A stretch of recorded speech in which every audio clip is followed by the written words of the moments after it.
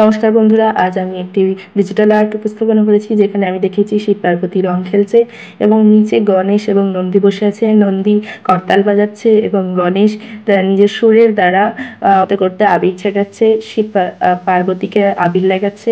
মাতা পার্বতীও এবং শিব আনন্দ নৃত্য করছেন, যাকে আমরা আনন্দ তাণ্ডব বলে জানি।